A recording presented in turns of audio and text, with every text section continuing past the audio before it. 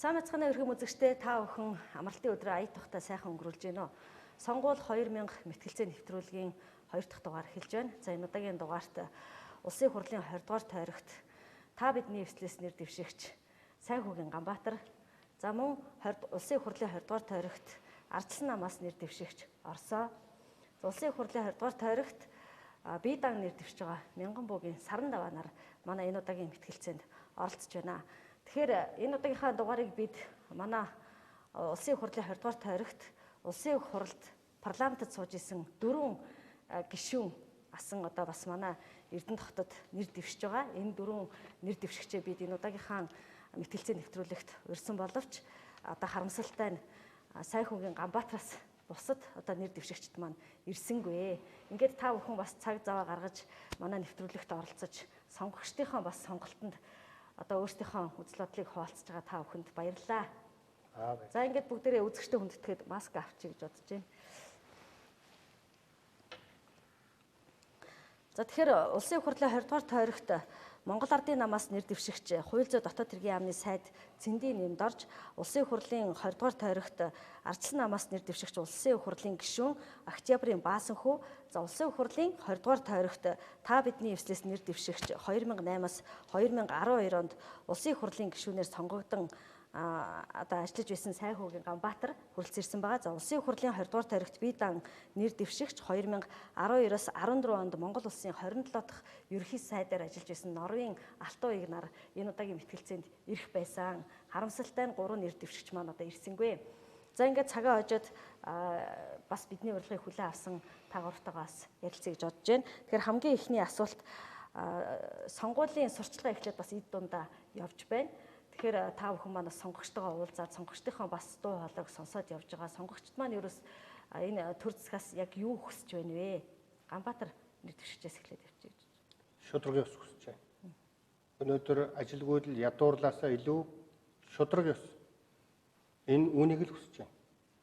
Манай Эрдэнэт ер нь Монгол орон даяар тэгш бус байдал, шудраг бус байдал дэндүү их олон түмнийг бухимдуулж байна.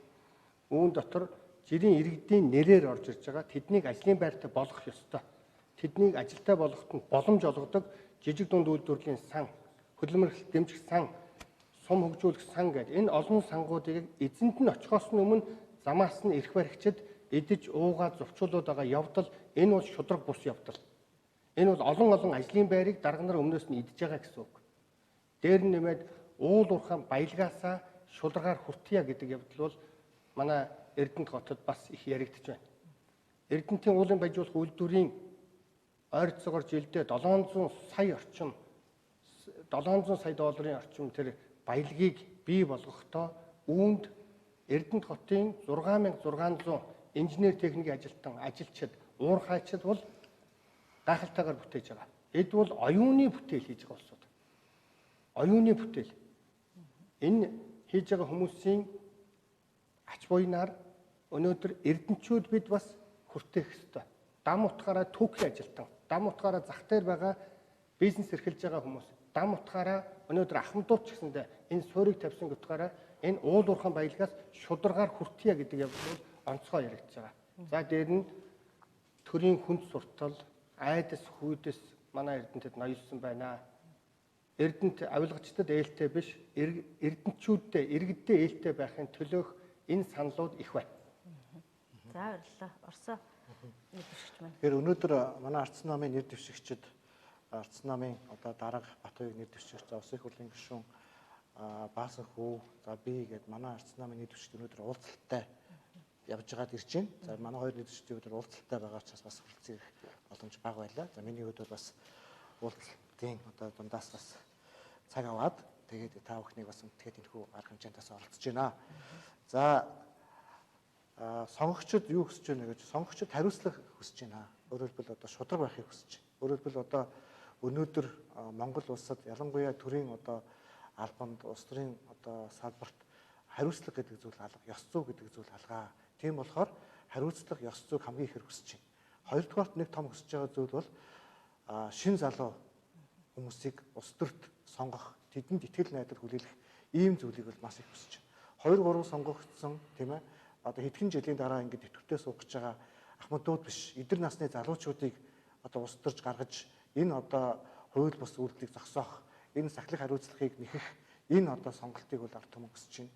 За 3-дугаарт энэ одоо эрх мэдэл дээрэс нь энэ эрх мэдэлтийг хамгаалсан хуулийг өөрчилж иргэнээ хамгаалдаг хуультай болох хуулийн засаглалыг жинхэнэ ёсоор нь хүсэж байна. Өнөөдөр Монголд хуулийн засаглал биш, хулгайн засаглал тогтчиход байгаа. Энийг ард түмэн мэдээд байгаа учраас шинэ залуу улсуудыг дээрэс нь хуулийн шудраг ёсыг ёс зүг хүсэж одоо ард түмэн бол сонголтоо хэвтэл бэлэн байна гэж ингэж ойлгож байна.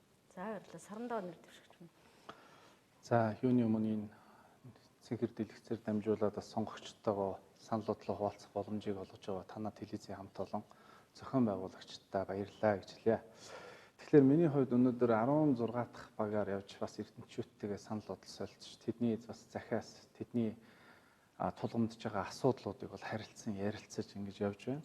Тэгэхээр хүмүүсийн хувьд ялангуяа эрдэмтчүүдийн хувьд хамгийн их одоо бохимдж байгаа асуудал хит их намчрахсан төрөөсөө илүү том нам болсон, бүтцчлэгдсэн, иргэдээсээ илүү гишүүнчлэлдээ үйлчлдэг, иргэдийн тэгш боломжийг гой зориг яриад тулгаалдаг байдлыг их дургуутсч байна. Хоёрдугаарт нь тэдгээр хүмүүс нь эрдэмт маань үеийн үед залуучуудын хот байсан. Энэ залуучуудад ур чадвар, эзэмсэн мэрэгжлээрээ хувь нэмрээ оруулах, энэ хотынхоо хөгжил цэцэглэлтэнд оролцох тийм итгэл найдвар, тийм хүсэл зориг байгаа хэдий ч гэсэн тэр боломж, тэр тэгш боломж нь өнөөдөр алга байна. За 3-дугаарт нь бол эцэг эхчүүд бол ярьж байна. Өнөөдөр өөрсдийнхээ ирээдүйд маш их санаа зовж байна. За бид нар ингээд амьдард юм биш бидний ирээдүй өөрчлөгдөөсөө өөр байгаасаа илүү сайхан байгаасаа гэдэг хүсэл зоригийн үүднээс энэ хүүхдүүдийн боловсролд маш их анхаарч байна. Өнөөдөр Орхон аймаг маань ерөнхий сургуулийн шалгалтын ерөнхий оноогоороо бол 18-д орж байна. Тэ? Энэ дээр эцэг эхчүүд маань санаа зовж байна. За мөн ахмадууд маань бас тэтгэр тэтгэмжийн асуудал дээр үнэхээр одоо өөрчлөлт хийхгүй бол болохгүй нэ. Энийг тэгшлэх асуудал чухал байна. Төгрөгийн ханш маань хэд болчихов өнөөдөр. Тэгэхээр энэ ялангуяа хийсэн бүтээсэн энэ ажилтаа хүмүүсийг нийгмийн баталгааг нь хангах тэтгэврт гараад ядуурлын игнэнд ордог биш тийм ээ. Энэ тогтолцоог бүрдүүлэх нь чухал юм аа гэж ер нь ярьж байна тийм. Тэгэхээр мэтгэлцээний зарчим маань бол нэг асуултанд гурлаа хариулна 2 минутанд багтаана. За мөн миний энэ зүүн гар талаас 1 2 3 гэдэг зарчмаар явчих гэж бодож байна. За дараагийн асуулт Эрдэнэт хот маань бас Монгол улсын одоо анхаарлын төвд байдаг хот тийм ээ уул уурхайг дагсан хот.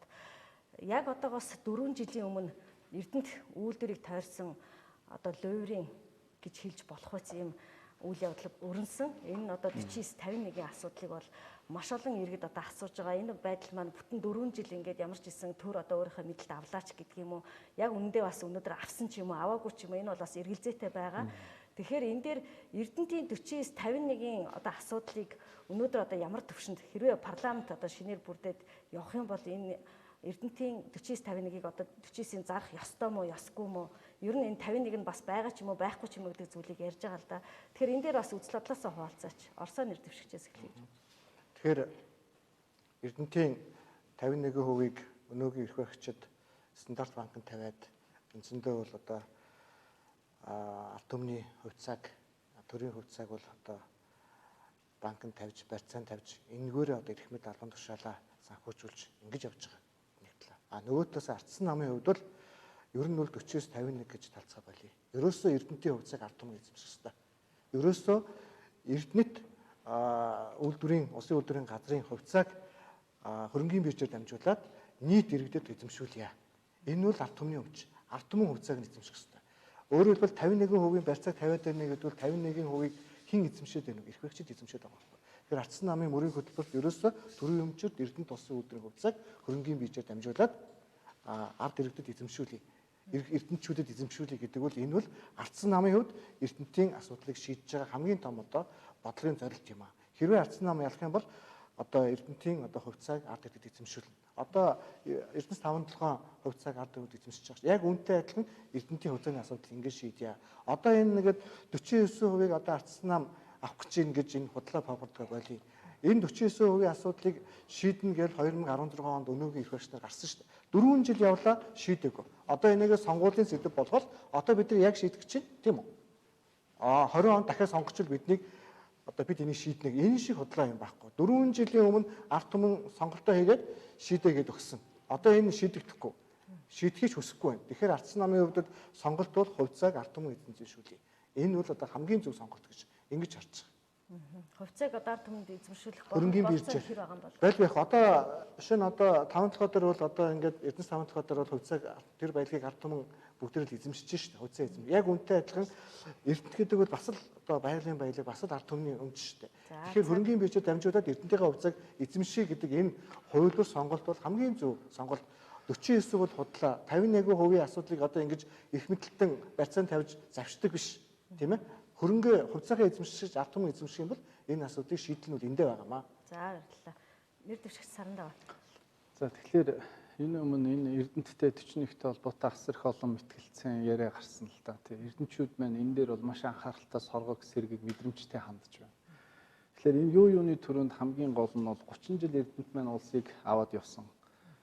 Сайлын үний болтлоо аваа явсан. Тэгэхээр одоо энэ эрдэнчүүд маань хизээ энэ үр шимийг хүртэх юм бэ гэдэг нэгдүгээр асуудал хамгийн ач холбогдол. Тэгэхээр энэ үйлдвэр маань үеийн үед улс төрөөс 100% хараат байж ирсэн. Цаашдаа ч одоо намууд ингэн тэгнэ гэж ярьж байна. Гэхдээ энийг улс төрөөс ангид байлгахгүй бол явахгүй, өөрчлөгдөхгүй. Нэг хүнийг нэг хүнээр солиод өөрчлөгдөхгүй. Засаглалыг сайжруулах хэрэгтэй. Сайн засаглалыг нэмэгдүүлэх хэрэгтэй. Энэ хөрөнгө оруулалтыг нэмэгдүүлэх хэрэгтэй. Хувьцаат компани гэдэг дээр санал нэг байна. Гэхдээ ахаад удирдах зөвлөлийн улс төрөөс тавьдаг, ахаад ерөнхий захирлын улс төрөөс тавьдаг, ахаад хэлтсийн дарга нарын улс төрөөс тавьдаг. Энэ бол явах юм бол энэ үйлдвэр ямар ч хэлбэртэй байгаад өнөөдөр үр ашгаа өгөхгүй. Тэгэхээр энэ засаглалыг нь сайжруулах, нэгэнт олон нийтийн байгууллага болгоод, нэгэнт одоо энэ чи угаасаа Эрдэнэтийн хөгжчүүл маань өмнө илгээлтийн эзэд маань угаасаа тасалбараа өгсөн байгаа шүү дээ. Одоо хүртэл нэгж байгаа хаана байна бидний хувьцаа, бидний тасалбар гэдэг. Тэгэхээр нэгдүгээрт энэ засаглалын асуудал, хоёрдугаарт эрдэнчүүдэд олгох, эрдэнчүүдэд оролцох боломжийг олгох, чадaltaй аавын хүүхэд нь, инженер нь, туршлагатай мэдлэгтэй хүмүүс нь өөрсдөө энэ үйлдвэрийг бүтээсэнтэй адилхан цаашид аваад явах тэр боломжийг бүрдүүлэх хамгийн чухал. Тэгээд хэрв 49 маань үнэхээр хуулийнхаа дагуу явсан бол энэ бол нэг хэрэг. А гэтэл өнөөдөр лөөвөр болоод хэсэг бүлэг хүмүүсийн керманд орох гэдэг хүмүүс маань маш их дургуутсаж байна. Тэгэхээр эрдэнчүүдийн өнөөдөр байгаа 105 мянган иргэн, цаашдаа 500 мянган иргэн, цаашдаа Монгол улсын иргэд энэ үр шимээ өөрсдөө хүртдэг. Энэ үр шим нь тэдний гэр бүлийнх нь хаалгаар нь ордог байх хэрэгтэй. Тэгэхийн тулд ил тод засаглал маш их чухал. Хараат бус засаглал маш их чухал. За баярлалаа. Ганбаатар. За Эрдэнэтийн 49%-ийг анх Монгол Ардын Хувьсгалт намын Оюунбаатар сайд, Шадар сайд байсан Баян Сэлэнг сайд нар ард түмэнд ил болгож байсан. Энэ 49%-ийг ярьдаг одоо энэ ардын намын зарим хүмүүс бол 51% хязгаарч ярьдаг. Тэр бол өөрсдийнх нь мафи хулгай хийсэн зүйл юмт ерөөсөө ярьдаг. 51% ярьдаг хүмүүс нь 49% ерөөсөө ярьдаг. Ийм хоёр том мафийн зодооны талбар болоод байгаа. Миний хувьд бол нэг талыг барина. 100%-ийг барина. Энэ бол 100% ард түмний өмч, 100% Монголын ард иргэд болон эрдэнчүүдийн өмч. Өнөөдөр бетон, тоосго, хан, суур машин, бялааз машины тухай яриаггүй шүү дээ. Эрдэнэт үйлдвэр гэдэг бол хүмүүс бий болгосон. Хөдөлмөрийн хүмүүс хоёр гараараа бий болгосон. 47 жил бий болгосон энэ анхдагчид ахмадуудын маань хүч хөдөлмөр хөссөөр энэ бий болсон болохоор хүний тухай ярих хэрэгтэй. Энэ Эрдэнэтийн үйлдвэр гэдэг бол энэ инженер техник ажилтнуудын ур чадварыг хэлж байгаа. Энэ зөөлөн эд буюу зөөлөн энэ хөрөнгийг бол ерөөсөө ярихгүй байгаа байхгүй. Өнөөдөр 6600 инженер техникийн ажилчин ажилчид 2500 уурхад ажиллаж байгаад гараад ирсэн энэ ахмадууд маань байна. Өнөөдөр бурхан болцсон тэдний үр хүүхдүүд байна. Өнөөдөр мэрэгжлээс шалтгаалх өвчнөөр одоо 300 гаруй хүн гарсан байна. Энэ хүмүүсийн асуудал, энэ хүмүүсийн ярих ёстой зүйлийг улс төрчид сүрж авч ярьж болохгүй. Миний хувьд Бадарчин Хэрлэн, Пүрсрэнгийн Баттөр, Сайхүүгийн Ганбаатар бид гурав эрдэнчүүдийнхээ итгэлийг авсан тохиолдолд энэ асуудлыг эздээс нь асуу. Эрдэнчүүдээс. Энэ Эрдэнэтийн уурхайн үйлдвэр уурхаачтаасаа эхэлж асуух хэрэгтэй. Дээр нэмээд энэ дээр онцгойлж хэлэхэд бол ер нь бол 10% нь өнөөдөр хуулиараа хөрөнгийн биржээр аль хэзээний гаргасан энэ яг л стратеги орж шүүд. Хөрөнгийн биржээр аль хэзээний 10% нь ард түмэнд өгсөн байх хэрэгтэй. Тэгэхээр хуульчилсан дээрмийг таслан зогсооно. За баярлалаа. Тэгэхээр яг энэ уул уурхайг дагсан асуудал бол ялчгүй одоо бидний эрдэмчүүдийн ярих хэвээр асуудлуудын нэг бол мөнөөсөө мөн. За Эрдэнэт үйлдвэрийг тойроод Эрдэнэтийн технологид одоо таарахгүй овоолго гэж ярьдаг. Бидний ярьдгаар бол одоо хаягдл Эрдэнэт уул Эрдэнэт овооч гэж ярьдаг тийм ээ. Энэ овоолгыг маань бас Эрдэнэ компани, ачтикт компани ашиглаад бас тодорхой хэмжээний ашиг орлого одоо олоод явж байгаа. Үүнтэй яг адилхан Зэсэрдний хувьцаат компани гэж анх одоо даш цэгийн алтан ууг гэдэг хүн одоо санаачлаад энийг харамсалтай нь улс төржүүлээд өнөөдөр алга болсон байгаа. Тэгэхээр энэ асуудлыг бас 24 мянган иргэн тэнд хувьцаа эзэмшдэг. Энэ иргэдийг одоо бас энэ улс төрийн энэ одоо байдалд оруулах ийм аяс одоо бол нэлээд харагдаж байна. Тэгэхээр энэ Зэсэрдний хувьцаат компани буюу энэ овоолгыг тойрсон энэ ашигт малтмлыг одоо тий бэлэн болцсон энэ түүхий эдийг одоо яг яах ёстой юм бэ? Саранда нэр дэвшчихсэн. За тийм тэгэхээр бол яг одоо Зэсэрдний юм маань өнөөдөр Монгол улс бас ялангуяа Эрдэнэтэд 25 мянган гаруй гишүүнчлэлтэй гэж сонссон. Маш олон хүмүүс энийг сонирхсон. Нэгсэндээ ард иргэдийн хүсэл эрмэлзэл байгаа. Нэгдүгürt. Хоёрдугаарт энэ үйлдвэр маань өөрөө түрүүн хэлсэнчлэн энэ бол нийтийн өмч байж энэ иргэдэд үр шимээ хүртээдэг байх ёстой. Тэр боломжн дээр өнөөдөр олон хүмүүс тоглолт хийж, олон хүмүүс ярьж ирсэн. Тэгэхээр энэ бизнес ба улс төр хоёрыг салгах ёстой маа. Тэгэхгүй бол хит их улс төр ордог, хит их бизнес рүү зохицуулах гэж ордог. Энэ зүйлүүд чинь эргээд өөрөө төрөөд анхаалагдаг, эргээд өөрөө ашиг сонирхлыг бий болгодог. Тэгэхээр энэ дээр одоо хэн нэг засаглаж байгаа институц нь одоо өөрийнхөө үйлдвэрийг барьдаг биш. Энэ үйлдвэр дээр бонд босгоод хувьцаа гаргаад хөрөнгө оруулалт хийгээд ахаад энэ Эрдэнэт үйлдвэрийг дагсан кластеруудыг нэг Зэсэрдний хувь компани биш, маш олон үйлдвэрүүдийг алтын ялгадаг, дотор байгаа ховор элементүүдийг ялгаж боловсруулдаг ийм кластерыг хийж чадах юм бол бид нар 2040 он хүртэл Эрдэнэт маань дан ганц 6600 хүний асуудал биш 60 мянган хүний асуудлыг хүртэл ярих ёстой юм.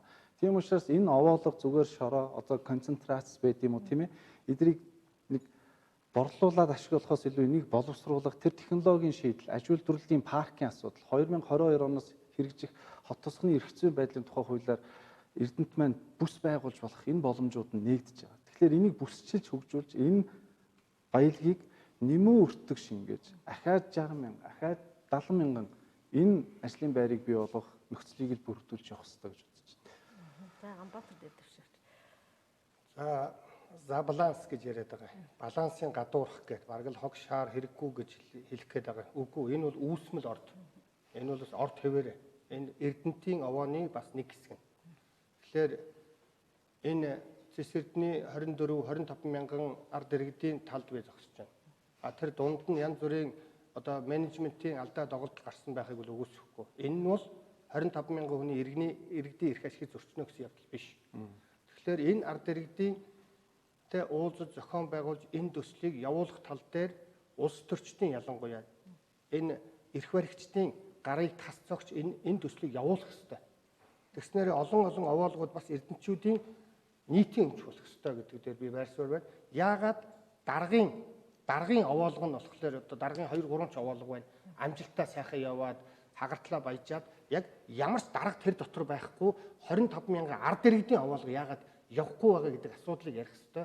Энэ 25 мянган хүнд их хурлын гишүүд нь үйлчлэх ёстой, боол шиг үйлчлэх ёстой. Тэдний төлөө янз бүрийн шүүх, шийдвэр, нарийн ширийн олигархтсан, улс төрчсөн, хүргэн хүүгээрээ шахаа хийдэг бүлэглүүтээ тас зодтолдох ёстой. Энэ бол бидний зорилго. Энэ бол ажлын байр бий болно. Энэ бол иргэдийг орлоготой болгоно. За Орсон. Тэгээ одоо Зэсэрдний хувь гээд 25 мянган гаруй хувьцаа эзэмшигчтэй. Ер нь бол одоо юу гэдэг юм энэ байгалийн баялагийг бол одоо нийтээрээ одоо ашиглаж хүртэх ёстой. Ялангуяа Эрдэнэтийн явуулгаас үүссэн энэ одоо орд энэ баялаг энэ эзэмших эрх нь бүгдэд нээлттэй байгаа. Харин ч цөөхөн байна. 2-3 хүн л одоо уруу дарам хууль итгэхэд яригдчих шүү дээ. Хэдхэн мянган л хувьцаа эзэмших тухай асуудал яригдчих. Энийг бол харин ч тоог нь олон болох ёстой, эзэмших эрхийг нээлттэй болох ёстой. Яхаараа одоо ингээд энэ 25 мянган хувьцаа эзэмшигчтэй энэ одоо нэгдлийн юм яагаад явдгүй? Яхаараа дарга нарыг яваад идэх. Яхаараа эднэрх яваад идэх. Тэгэхээр энд шудраг бус байдал нөлөөлж байна. Энд хууль үйлчилж байна. Тэгэхээр энэ одоо үндсэн хуулиар олгогдсон иргэний энэ үндсэн эрхийг бол одоо хамгаалж энийг сэргээхийн төлөө явах хэрэгтэй. За баярлалаа. Тэгэхээр өнөөдөр монголчуудын амьдрал яг ямар түвшинд байна гэж харж байна вэ? Ганбаатар нэр дэвшижсэн. Монголчуудын амьдрал өнөөдөр маш хүнд байгаа, бүгд мэдж байгаа. Ялангуяа ирээдүй бас хүүхдүүдийн маань ирээдүй их бүрхэг байна. Учир нь гэвэл Монгол орн 30 гаруй тэрбум долларын өрөнд орчлоо. Энэ янзаараа хүмүүс бас их одоо ирээдүйдээ итгэл их алдагдаж байна. Хамгийн аюултай бүлэглэлийн зовлон ихслээ. Улсын хурал хов хонзонгоор дүүрлээ. Энэ хов хонзонгоор дүүрсэн улс төрийн амьдралд иргэдийн эрх ашигыг иргэдийн дуу хоолойг хүчтэй оруулж ирэх нь нутгийн өөрийгөө удирдах ёс. Нутгийн өөрийн удирдлага гэдэг бол энэ ардчил юм байгаа шүү дээ. Ардчил гэдэг өөрөө ардаар засаглах гэсэн үг байна. Демокраси гэдэг чинь ардаар засаглах гэсэн үг. Тэгэхээр бид ардаар засаглуулахгүй бүлэглэлээр засаглуулад байгаа. Өнөөдөр төрийн албанд үйлчилж байгаа хүн төрдөө итгэж 3 сая хүний эрх ашигын төлөө өөрт нь ирж байгаа тэр иргэнд үйлчлэхээсээ илүү хэн нэгэн караа бүлэглэлийн татаасанд найдаж байна. Нэг мафийн толгойлогчд үйлчилж байна. Энэ бол Монголын нүүр царай. Энээс болж авилгал ихсэж байна. Энээс болж авилгал ихсэхлээр зэрэг ажлын байргүй болно. Ядуурл нэмэгдэн, архиталт нэмэгдэн. Хамгийн аюултай зов зүдэрч нэрвэгдэж байгаа улсууд өртөлхөөс эмэгтэйчүүд. Хүүхэд эмэгтэйчүүд хоёр бол хамгийн ноцтой байдлаар энд нэрвэгдэж байгаа асуудал байгаа. Тэгэхээр Монголын нөхцөл байдал жишээ нь манай Эрдэнэтэд 35,124 хүн өртөө хугацаа хэтэрсэн зээлтэй гэдэг бол энэ бол байж болохгүй том тоо. Ажилгүйд л газар авсан. Энэ асуудлыг тасн зогсоох нь өнөөдрийн боломж.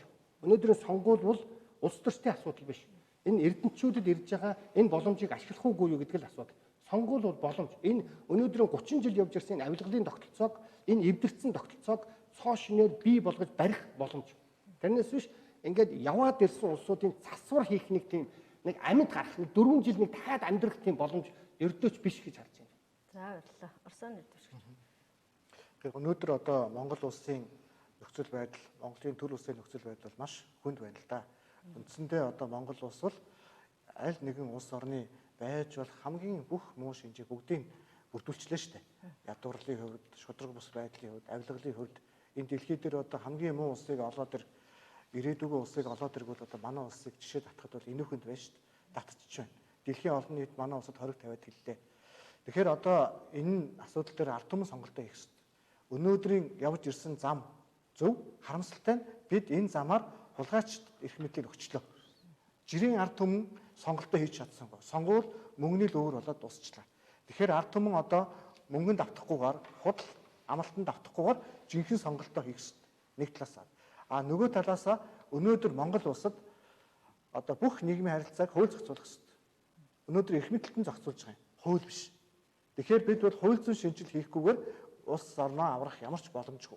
Ялангуяа бид хууль зүйн хувьд хэд хэдэн асуудыг шийдэх хэрэгтэй. Нэгдүгээр парламентын гишүүнийг эргүүлэн татах хуультай болох хэрэгтэй. Сонгогдож гараад парламентыг яг нуугдах газар болгож ашиглаад байгаа учраас манай улс хулгайчдаар дүүрэн байгаа юм. Нэг. Хоёрдугаар авилгал ашиглалын гэмтэгт холбогдсон албан тушаалтныг дахиж төрийн албанд ажилуулдаггүй болгох хуультай болох юм зорилтыг тавьж байгаа. Тэгэх юм бол авилгал аваад ашиглалын зөрчилд ороод төрөөс салгагдсан хүн дахиж төрийн албанд орохгүй байх энэ боломжийг бид бүрдүүлнэ гэж байна. Ингэжээж бид хууль зүйн шинжилгээг хийхгүйгээр бид нар бол эрх мэдэлтийн албан тушаалтнуудыг төрөөс хол байлгаж чадахгүй байна. Нэг талаасаа бол. Тийм болохоор бол ардсан намын хувьд бол бид бол хуультай Монгол гэдэг энэ өрөөг тавьж байгаа. Яг гэвэл өнөөдрийн мөнгөөр сонгуульд гарсан улсууд яг өөртөө зориулж хууль хийгээд байна. Албан тушаалтанд зориулж хууль хийгээд байна. Тэрний хамгийн тод жишээ нь болохоор зөрчлийн хууль. Зөрчлийн хууль ерөөсөө төсөв бүрдүүлдэг хууль шүү дээ. Торгоор баримтлал тэгэл тэргээр төсөв бүрдүүлээд яваад байна. Тэр хууль иргэндээ үйлчлэх хэрэгтэй. Тэгэхээр бидний зорилго бол иргэндээ үйлчлэх хуулийг бий болгоё. Хуулиа концепцоор нь ингэж өөрчлөе. Засаглал нь эрх мэдэлтнийг хамгаалдаг биш, засаглал нь ард түмний хамгаалдаг болгож өөрчлөе гэдэг хуультай Монгол гэдэг урайг бид ингэж төшөөд явж байгаа. За баярлалаа. Саран даваа нэвтрүүлж. За баярлалаа. Нэг үгээр хэлбэл монголчуудын, эрдэнэчүүдийн амьдрал хүнд байна. Бүгд мэдж байгаа. Ялангуяа бизнесийн орчин хүнд байна. Өнөөдөр арьс нэхий, хоньны нэхий 500 төгрөг болцсон. Төгрөгийн ханш нь 80% суларцсан. 30.4 тэрбум долларын өртөө буюу энийг нийт иргэдэд хуваавал 26-27 сая төгрөгийн хүн бүрэн өртөө болцсон. Тэгэхээр өнгөрсөн бидний 30 жил яваад бидний итгээд бидний найдад явсан зам маань өнөөдрийн ийм үр дүнг авчирсан учраас яагаад гэж асууж байна. Яагаад бид нар ийм болчихвоо? Бидний сонголт буруу байв. Бид нар одоо яах ёстой? Тэгэхээр түрүүн хэлсэн засаж сайжруулах одоо биш. Одоо шууд өөрчлөх хэрэгтэй. шинжлэх хэрэгтэй гэдгийг хүмүүс бол хэлж байна. Итгэл найдвар тэгээд хүмүүс энэ удаагийн сонгуульд харж байна. Олон хүмүүс шийдэл яриасаа, гарц яриасаа гэж ярьж байна. Тэгэхээр миний хувьд бол ялангуяа энэ талтсан, хуваагдсан 30 жилийг бол эцс болох ёстой гэж бодож байна. Улс төрийн намын тухай хуулийг өөрчлөлт шинжлэх ёстой. Энэ намын гишүүнчлэл, намын санхүүжилтийг ил тод болох ёстой гэж бодож байна. Тэгжээж бид нар өнөөдөр энэ тогтолцоог шинжлэхгүй. Тийм учраас бие даасан байр суурь хэрэгтэй байгаамаа энэ дээр. Тийм учраас бид нар урагшаага эрдэмтчүүд өнөөдөр урагшаага нэг алхах ёстой байгаамаа. Энэ шин зүйлийг оруулах ёстой. Тэгэхгүй бол энэ тогтолцоо маань өөрөө ямар үр дүнд хүрсэн бэ гэдгийг бид нар бол маш сайн харсан. Хүн болгоны амьдралд мэдрэгдсэн учраас. За баярлалаа. Тэгэхээр Монгол улс маань бас хариуцлага нэхэх тогтолцоо бол бас харьцангуй байгаа. Харамсалтай нь энэ хариуцлага одоо тооцож чадахгүй хэмжээнд одоо хүрчээд байна. Тэгэхээр нам, эвсэл одоо бие дааж байгаа бүх хүмүүс мөрийн хөтөлбөртөө энэ сонгуульд оролцож байгаа. Тэгэхээр та бүхний мөрийн хөтөлбөрийн одоо хамгийн гол цөм нь яг юу юм бэ? Одоо тухайлбал хин ардсан нам одоо яг танаа мөрийн хөтөлбөрийн хамгийн цөм нь юу юм бэ? Ерөөсөө мөрийн хөтөлбөрийн цөм бол өсөлтийг үр хүрт хүргэх гэж. Би хуульчны үед энэ хуулийн салбарын мөрийн хөтөлбөр дээр бол гардаж суусан л та. Тэгээд хууль зүйн салбар гэхэд бид ерөөсөө эрх мэдэл дарлуулсан Монгол биш, албан тушаалтанд дарлуулсан Монгол биш, хуулиар засгалдаг Монгол болёо л гэдэг. Өөрөөр хэлбэл эрх мэдлийг хязгаарлах хууль хий. Эрх мэдэл албан тушаалыг ард иргэдийн хяналтанд өгье. Тэгэхгүй бол бид бол түрүү ярьсан шүү дээ. Ингээд хичнээн баялагтай байгаад, хичнээн баян байгаад өнөөдөр хуулийн засаг биш, хулгайн засаг тогтцоод байна. Монгол бас баян баялаг. Хэрвээ бид нар хуулийн шинжил хийгээд хулгайн засаглыг авч хаяхгүй бол бид нар яг хулгайч нарыг дээрээ гаргасан чигээрэл байна.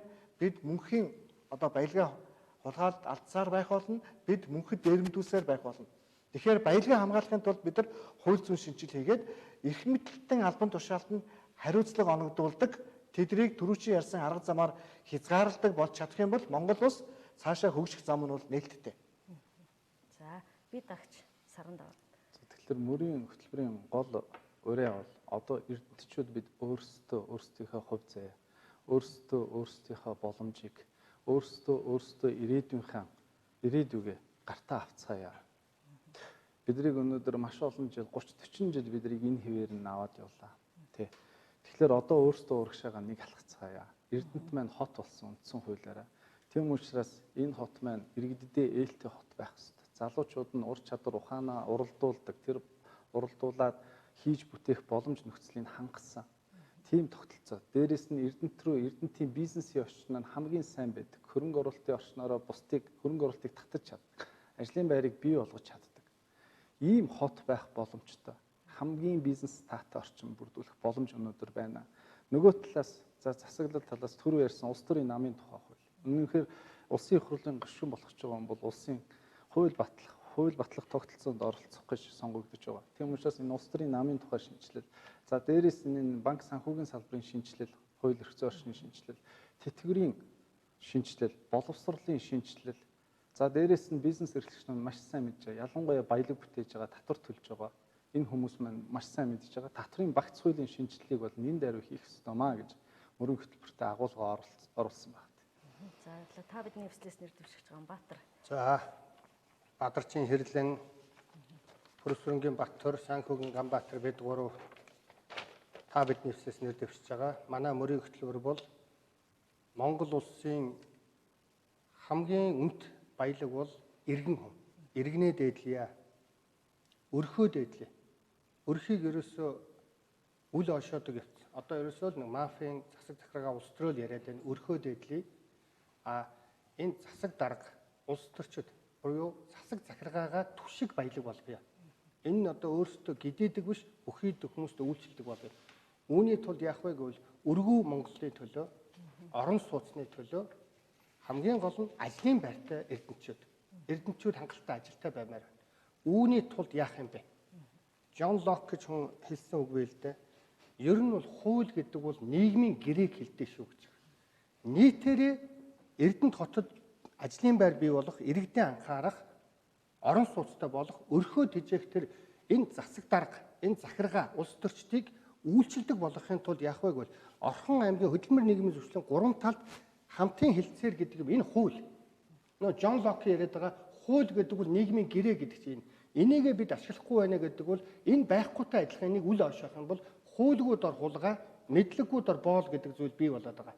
Энүүгээр дээр нэмээд энэ Орхон аймаг Эрдэнэт үйлдвэр компани хамтран ажиллах гэрээ мөрийн хөтөлбөрийн төлөө энэ олон гэрээнүүдийг, энэ олон хууль эрхцэн орчнуудыг бид бодиттой ашиглая. Бид бодиттой ажиллагаанд оруулъя. Ингэснээрээ шатыг дээрээс шүрддэг. Шатыг хязгаарч доороос шүрдэхгүй.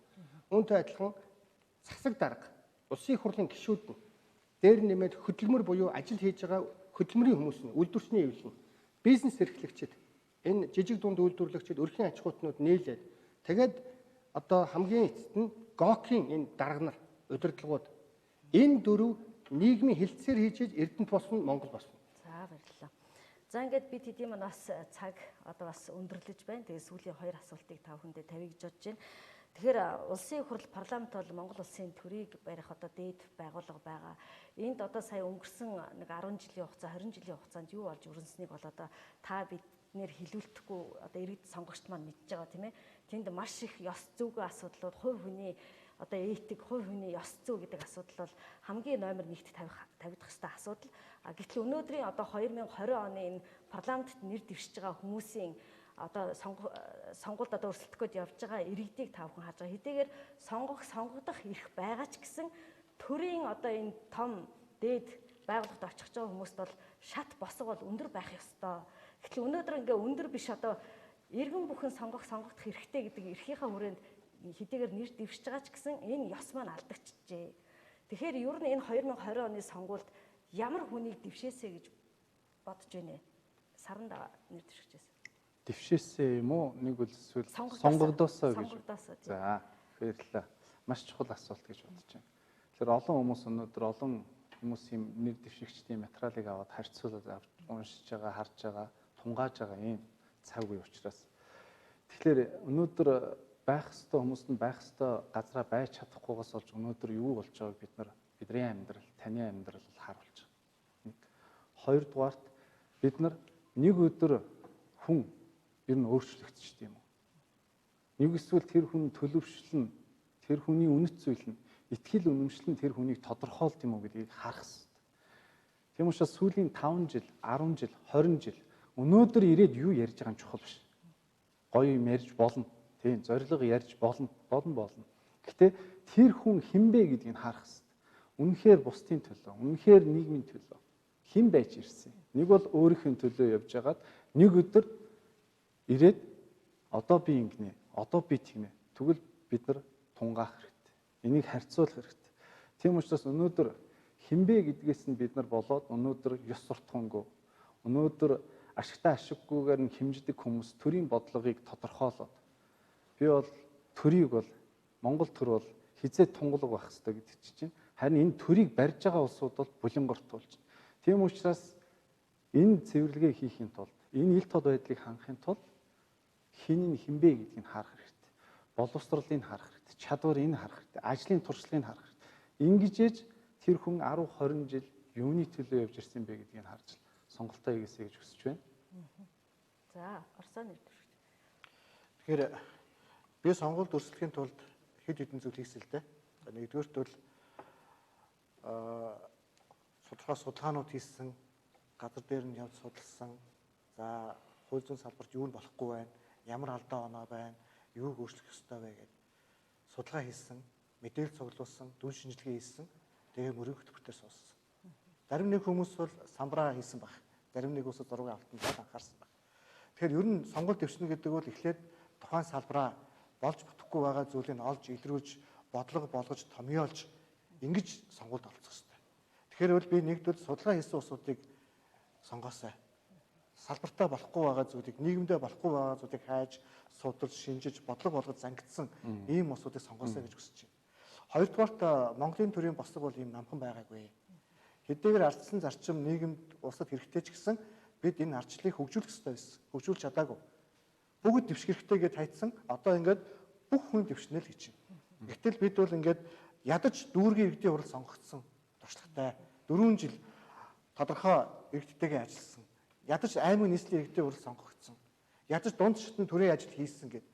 Яг ингэж төрийн ажил ачаа ард иргэдийн амьдралд ингэж хутгалдаж, орж тодорхой хэмжээний туршлага хөрөмтлүүлж, төрийн ажлын урлаг төр удирдах ажилд ингэж суралцсан ийм улсуудаас л бид сонголтоо хийх юм бол бидний сонголт бол мэргэн байна. Өнөөдөр төрд ажиллаж үзээгүй, улс төрд ажиллаж үзээгүй зөвхөн мөнгө гэж харсан улсууд ороод парламентод ороод зөвхөн хорвоотой танилцсан түүх гэдэг шиг парламенттай танилцсан түүх намтартай л болж үлдээд байгаа учраас парламентд сонгогдсон гишүүд юу хийхээ мэдэхгүй байгаа байхгүй. Фэйсбүүк эргүүлээ сууж чинь ямар хайран алдагдсан боломж вэ? Хуулиар яаж нийгмийг удирдах болох вэ? Энэ боломжоо бид алдаад байгаа юм л да. Тэгэхээр бол иймэрхүү хэд хэдэн шалгуураар ялангуяа одоо төрд утсан улсууд бол хэрэггүй дээ. Парламентод утсан улсуудыг бол ер нь бол 70-аад оны тийм үү 80-аад оны ажил амьдралын туршлагатай хийн гарцсан тийм үү яг улс орныхоо төлөө гэсэн энэ дунд шатны одоо улсуудыг зөв шинэ улсуудыг сонгох нь бол энэ удаагийн сонголтын одоо хамгийн зөв одоо шийдэл байх болно гэдэгт итгэдэг байгаа. За баярлалаа. Ганбаатар нэг. Сурсан ямыг сураар бааж болохгүй гэж үг бий.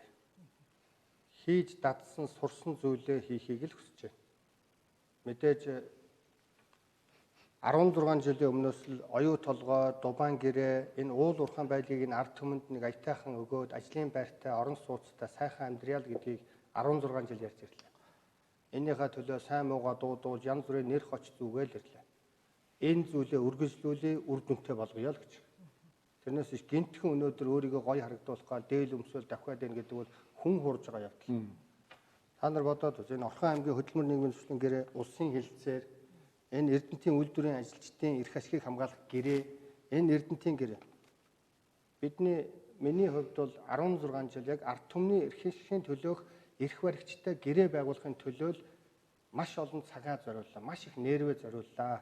Ингээд барьцаалагдсан байна манай Эрдэнэтийн дарга нар. Манай Эрдэнэтийн эрх баригчид барьцаалагдсан байна.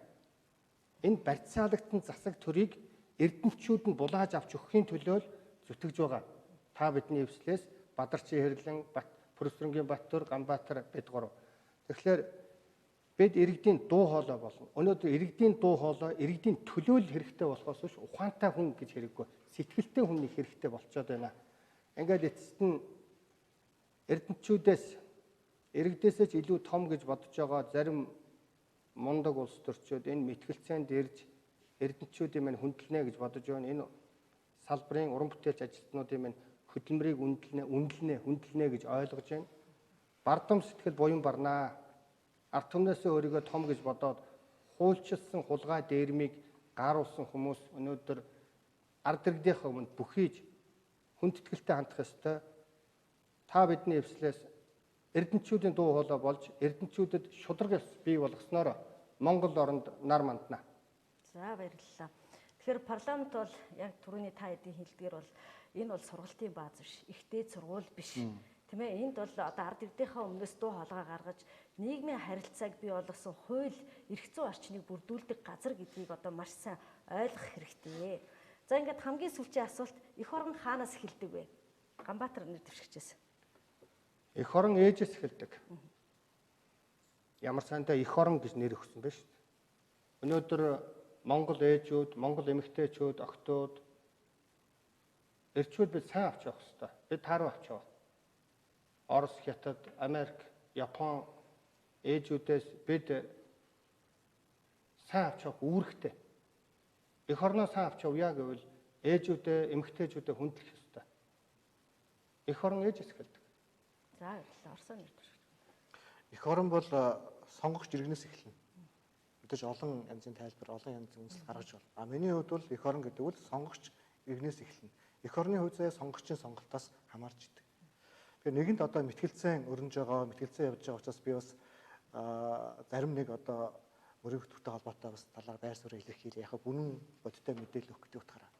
Одоо манай Монгол ардын одоо хувьсгалт нам та бидний эслээс бол одоо Эрдэнэт өрх бүрт орон сууц гэдэг ийм одоо өрөө дэвшүүлж байгаа юм. Тэгэхээр энэ юу яаж буугаад байна вэ гэхээр Эрдэнэтийн өрх бүрт орон сууц өгөх юм шиг буугаад байгаа юм. Тэгэхээр энэ бол тийм биш ээ. Энийг бол одоо өрсөлдөгчийн хувьд соёлтойгоор бодлогын мэтгэлцээний түвшинд бас сөргүүл тавьмаар байгаа юм. Яахаа үхээр биш шүү. Өрх бүрт орон сууц гээгүй шүү. Тийм яг нь өрх бүрт орон сууц гэдээ орчихсон байлаа. Тэгэхээр нөгөө нэг яг буруу ойлгосон байна. Тэгээ таны постн дээр өрх бүрт Эрдэнэт өрх бүрт орон сууц цэг тавьсан байлаа. Тэгэхээр нөгөө Эрдэнэтийн өрх бүрт орон сууц өгөх юм шиг уншигдаад байлаа.